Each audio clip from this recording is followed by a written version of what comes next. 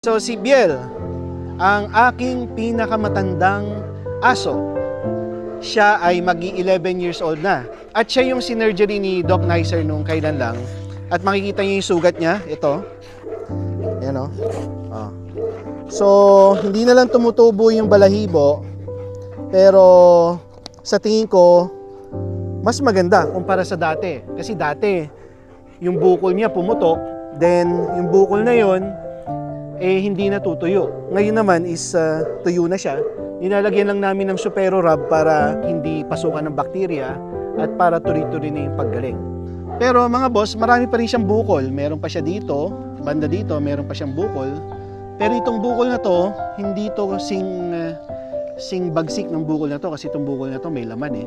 Ito may tubig siya. So pag pumutok to, nadidrain lang yung tubig, then ayos na ulit. Hindi namin pinuputok, hinahaya lang namin na pumutok siya at doon namin gagamutin. Okay, kasi eto si Biel, may bukol siya somewhere dito dati na kapareho nito. Pumutok, na-drain lang yung tubig, then tapos na, wala na. Ano, hindi ka pa matanda. Dito muna tayo sa matanda. Sige na, umalis ka dyan. Oh, mga boss, ayaw kasing umalis itong isa dito eh. Gusto niya